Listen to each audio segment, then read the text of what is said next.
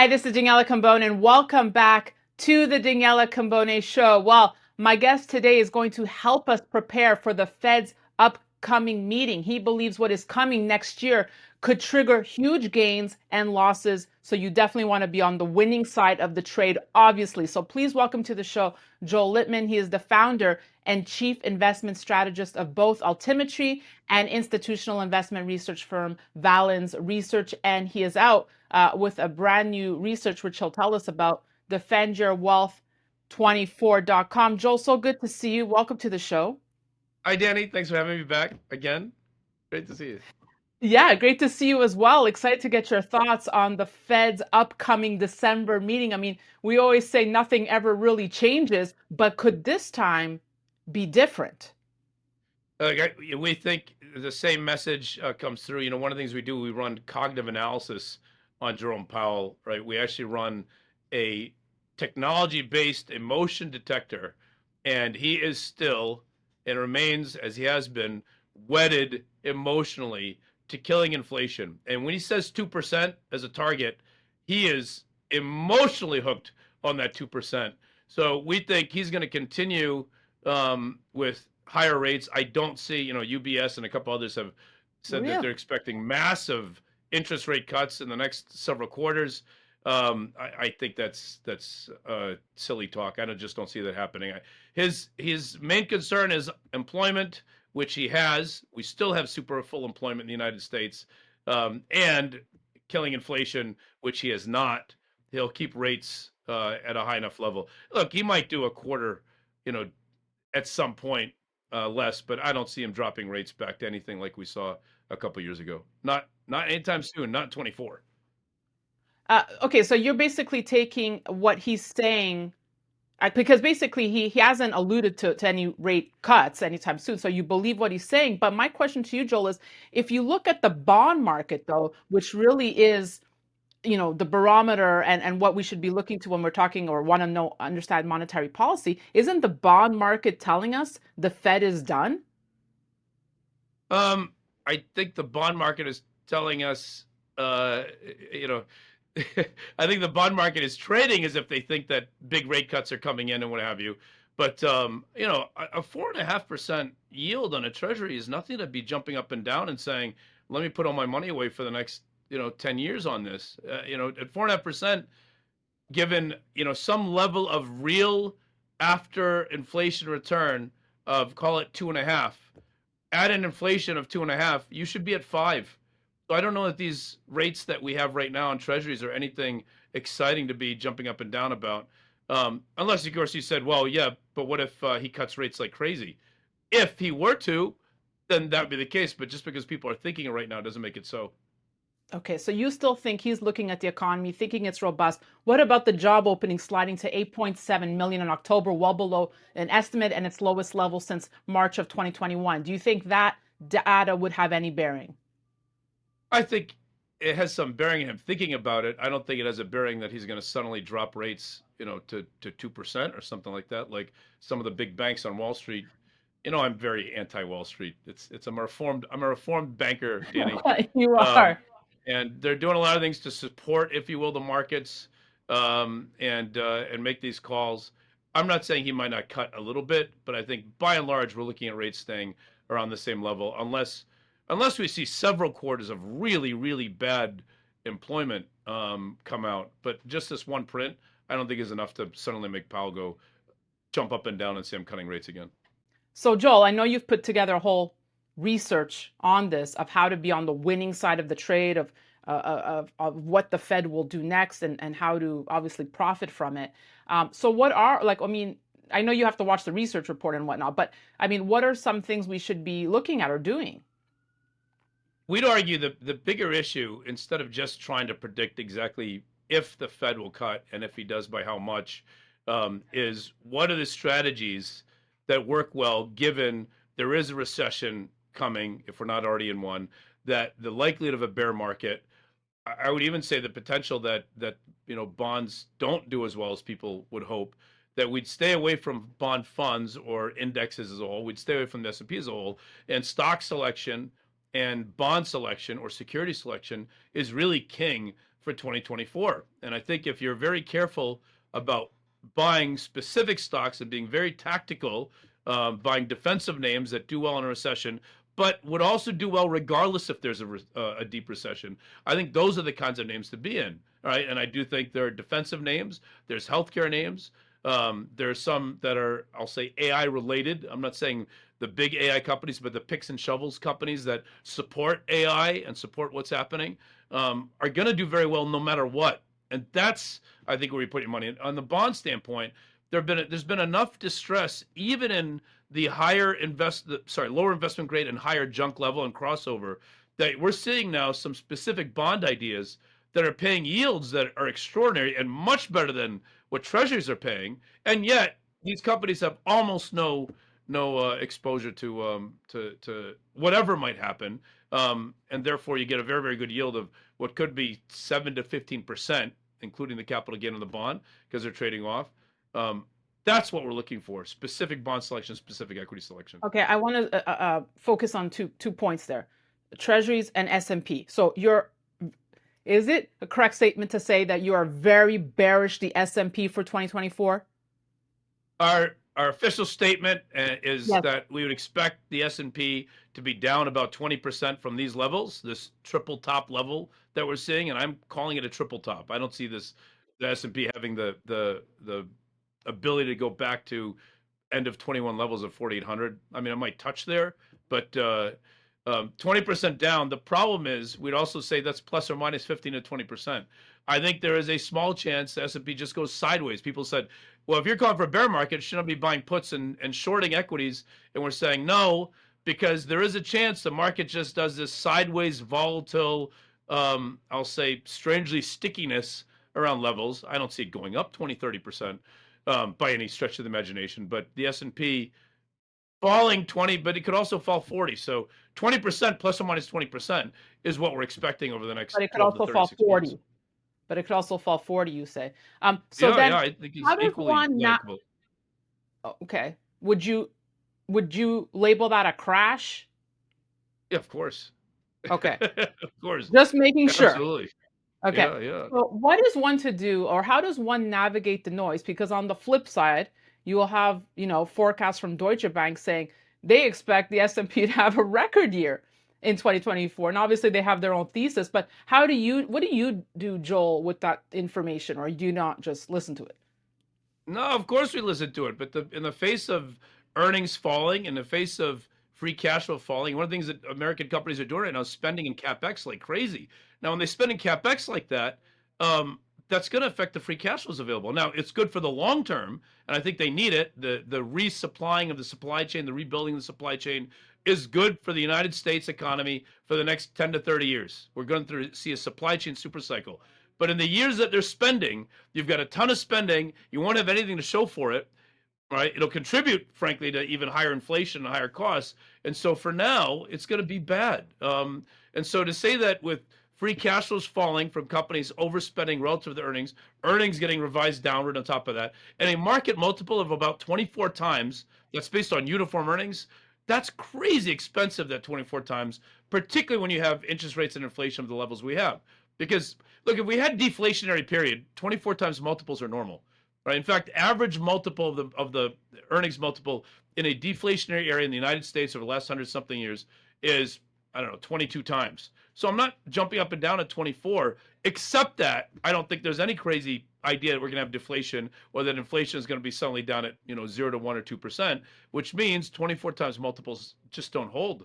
So from a valuation standpoint, from a quality standpoint, from a growth standpoint, it's going to be a very, very tough year for the S&P. What I like about your research is you really analyze, certain stocks, and I think a lot of us, we just don't know. Like, as you said, I love how you say that if a stock is just an empty balloon, right? And I'm going to use Yeah. a lot of the telehealth companies that we saw just like soar and then just to come back down, like, Novavax, and you compare that to a stock like CVS, which you've always liked, right? Yeah, CVS has been on a long list for a while, and what a great name it's been, especially for such a large cap. I think people didn't realize how much CVS, through the businesses they put together, that CVS now has an informational understanding of the consumer that rivals anything Amazon people even has on each of us in knowing what we need, what prescriptions we have, whether or not we bought NyQuil that day, whether or not we're coupling that with some antibiotic or something else. That understanding of what people need and what people buy and whatever else is a phenomenal intellectual asset for CVS that reshapes everything they do in their store, from their shelves to how they approach customers. I don't think other shops have that level. I think it probably even rivals Amazon in terms of understanding what drives a human, because they get all the healthcare data, which Amazon has some of, but not. So there's a lot to like about what CVS has been doing. That's why it's been on our long list for quite a while now. And I know you mentioned the vaccine stocks, but like let's look at the ballooning of this whole weight loss drug industry. I mean, would you be chasing any of those, Joel? No, I think when we start looking at what could happen with the recession and a bear market, the kind of tactical areas for, let's call it defensive names, Right. include defense. I'd add a few more healthcare names to it, but not necessarily the. In general, some of our best ideas have always been picks and shovels. Yeah. Name Oh, one okay. gold miner from the 1840s versus Levi's, Wells Fargo, Right. Armor Swift. So those are the companies we're looking for right now in each of their respective themes, whether it's AI or supply chain. So let's get your take, heading, this is an Outlook series 2024 for the economy as a whole. I mean, I know you were anticipating a recession when we spoke about 5 months ago. I mean, what do you expect for the economy here? Is that still the direction we're heading in?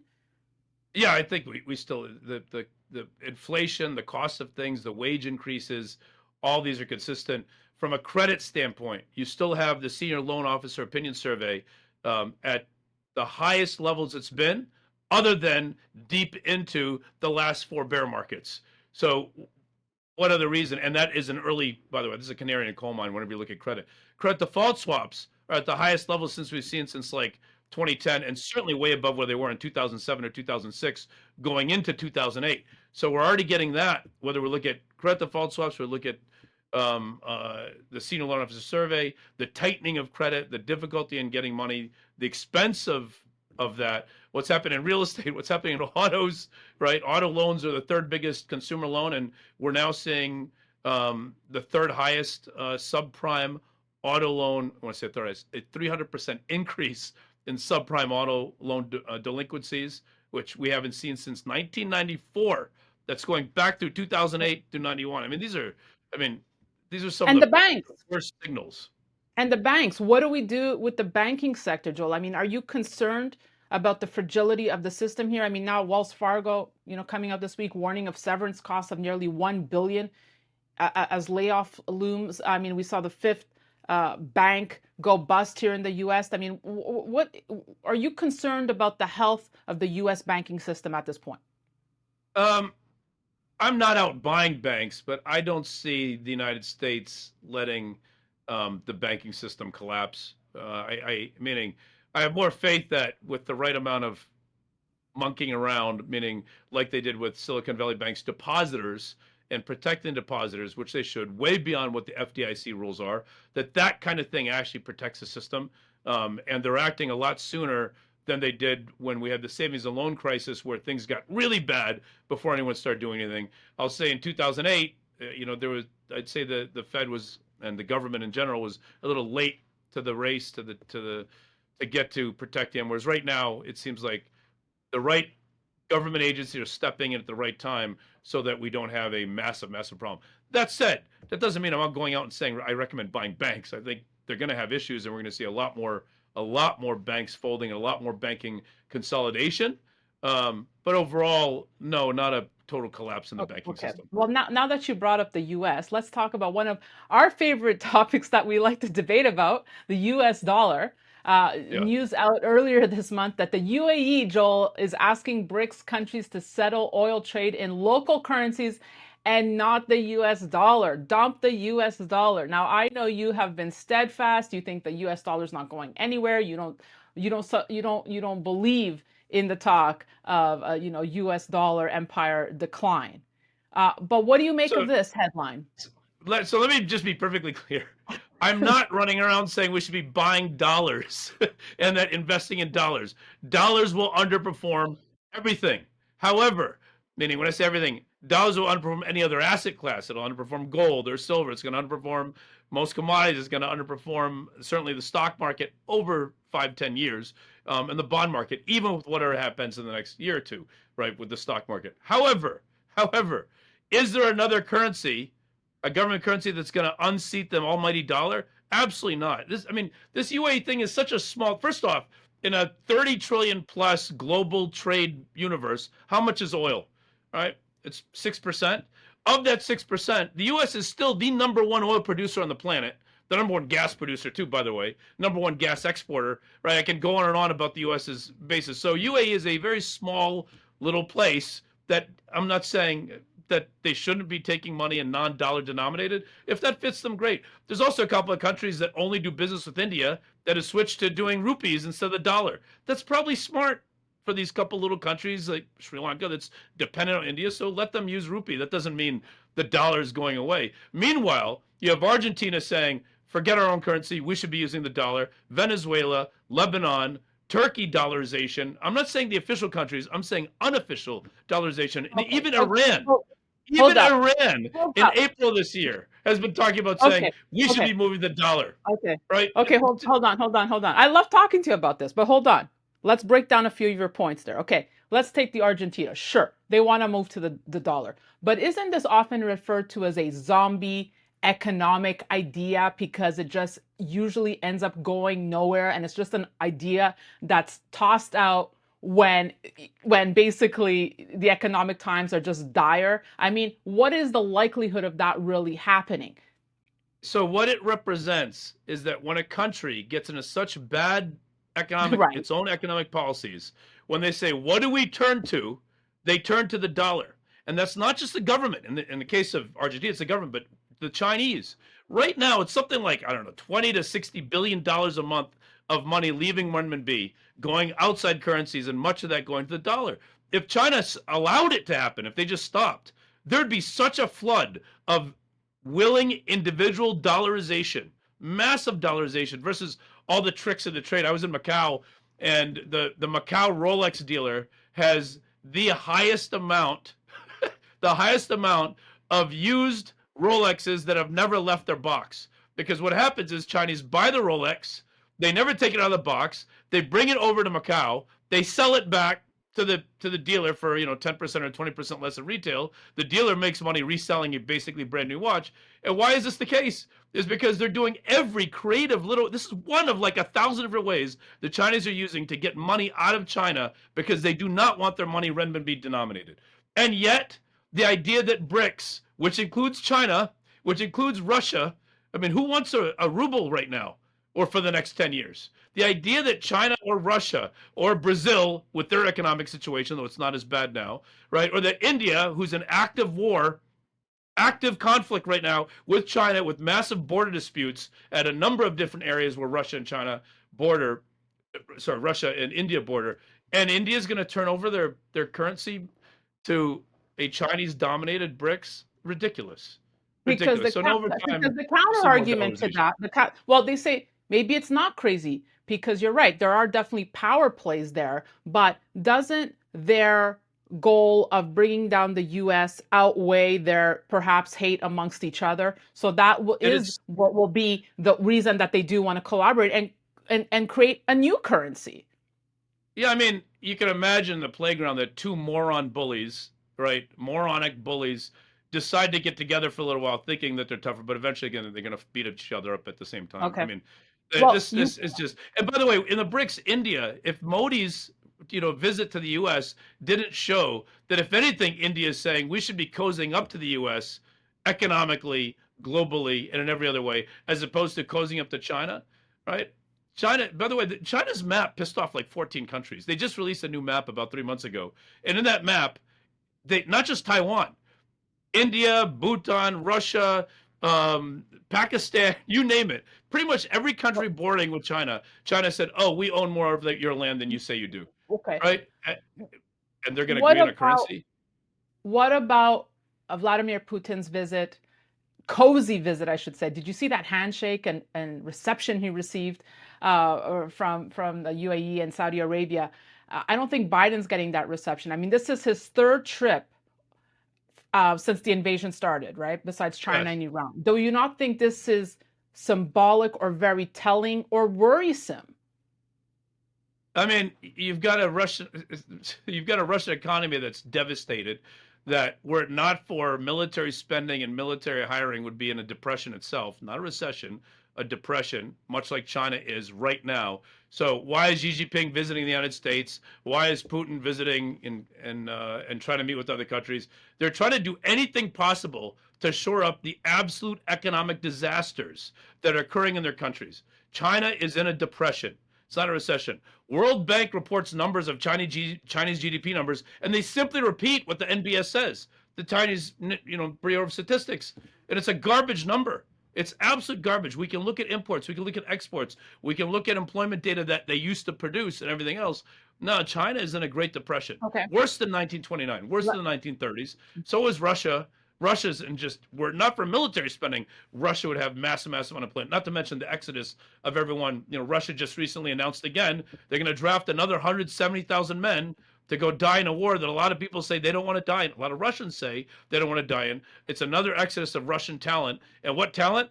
The age 20 to 50 group, right? And we're talking the hundreds and hundreds and hundreds of thousands, right? So no, this idea that Russia has economic strength, the reason they're trying to partner with the Middle East or whatever else is because they're doing anything just to shore up the disaster that they have. Disaster. Let me throw out something else to you that we love talking about. I just looked at the U.S. debt clock. It's so fascinating to watch. Closing in on 34 trillion. Yes. So to those who will say to you, I'm playing devil's advocate now, that the U.S. cannot get out of this debt. There will be a system failure. There has to be a reset of some sort, Joel. What is your answer? My answer is, if I were a credit analyst, which I am, if I were a banker, which I'm not anymore, thank goodness, right? I would be looking at, I'm a reformed banker. I'm very anti-Wall Street, but anyway, if I were looking at the U.S., I'd say, all right, they have assets of a quadrillion. They have economic assets of a quadrillion. And if you say that's too high a number, okay, haircut it to 200 trillion, all right, if you like.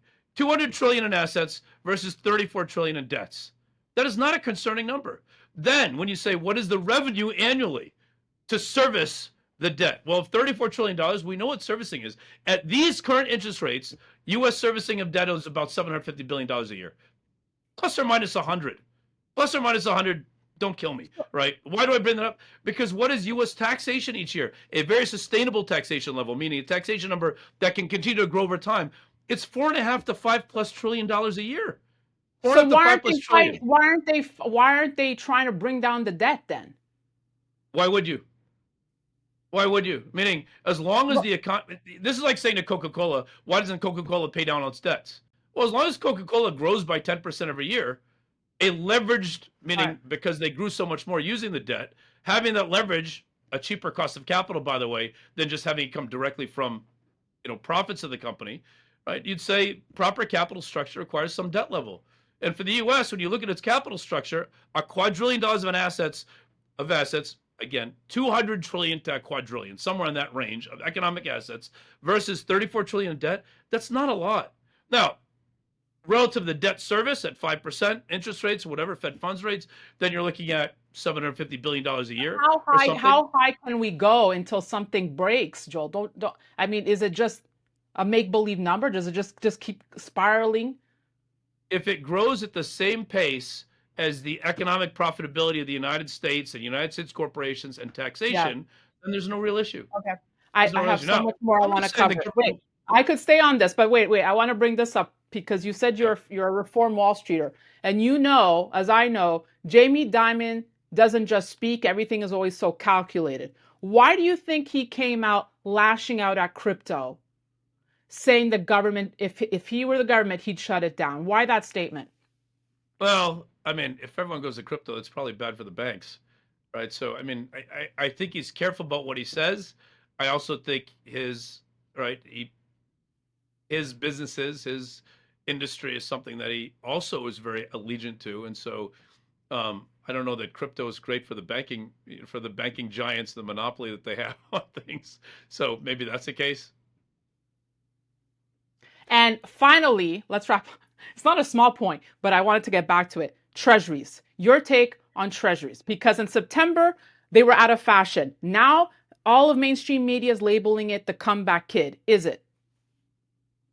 I'm simply saying, I don't have a giant call on it, but I'm simply saying that if the real rate of return that investor needs after inflation is somewhere around 2.5, somewhere between 2 and 3%, we could argue which it is and whatever. But if it's around, call it 2.5%, and inflation is easily 3% right now, and long-term inflation is probably still 3 to 3.5, something in that range. That means I need a 5.5% to 6% return for me to be happy. And so if it's not paying 6%, why am I jumping up and down about that bond? I don't care what bond it is, whether it's a Treasury or anything else. If I'm not getting a risk-free rate, a true risk-free rate of something like 2.5 to 3, plus inflation, why would I jump up and down for that asset, that security? I just wouldn't.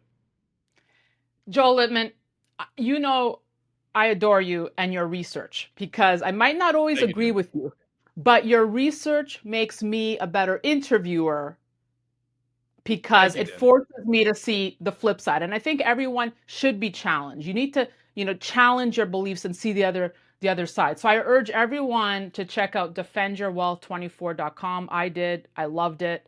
And I think you'll learn a lot. So Joel, Professor Joel Litman, thank you so much. Danny, thank you so much. Great to be with you. Great to join you. Come back soon. Defendyourwealth24.com. Check it out. And I haven't said it, but congrats on the new gig. Congrats on the new place.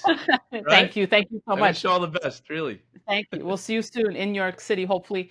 And thank you all for watching. We'll have more incredible Outlook series coming your way. We're just starting here at ITM Trading, so be sure to stay tuned and sign up at danielacambone.com. That's it for me. Thanks for watching.